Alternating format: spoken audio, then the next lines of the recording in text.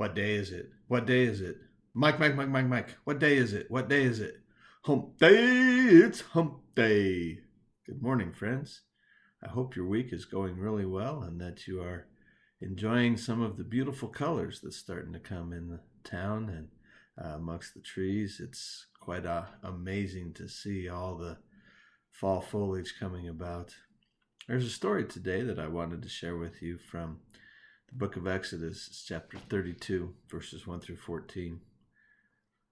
When the people saw that Moses delayed to come down from the mountain, the people gathered around Aaron and said to him, "Come, make gods for us, who shall go before us. As for this Moses, the man who brought us up out of the land of Egypt, we do not know what has become of him."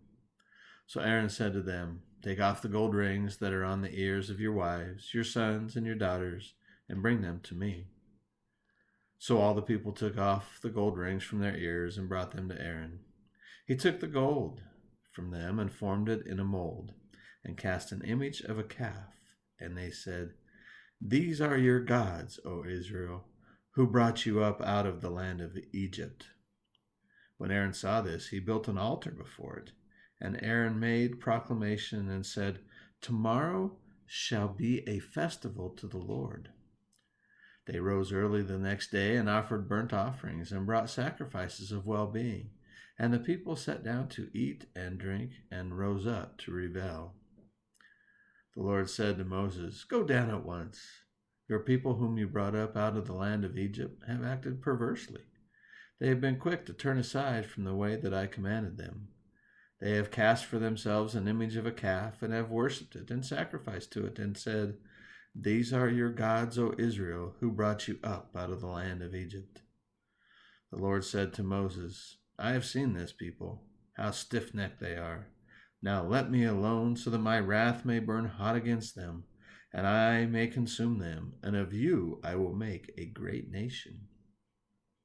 But Moses implored the Lord his God and said, "O Lord, why does your wrath burn hot against your people, whom you brought out of the land of Egypt with great power and with a mighty hand?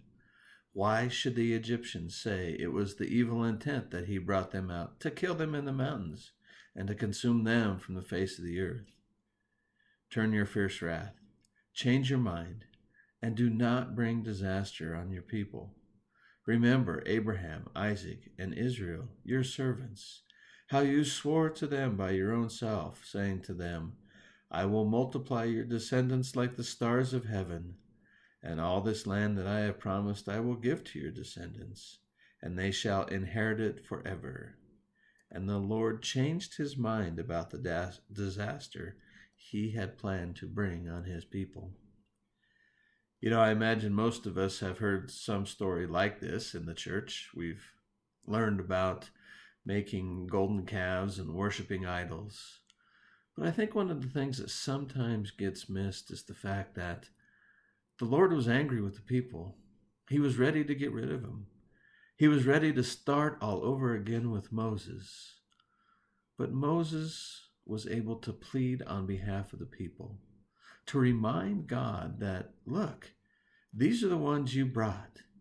These are our neighbors. These are our friends. And we got to learn to get along with one another. So let's do something else besides being angry. And the Lord changed the Lord's mind. Sometimes I believe our minds need to be changed about things as well. There's a lot of opportunities right now to see our neighbors and our friends for not the mistakes they make, but for what's inside of them. The potential to love one another, the potential to help each other out.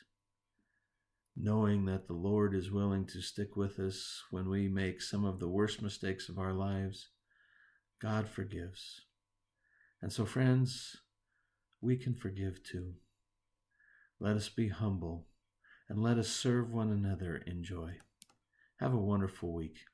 We'll see you soon. Bye-bye.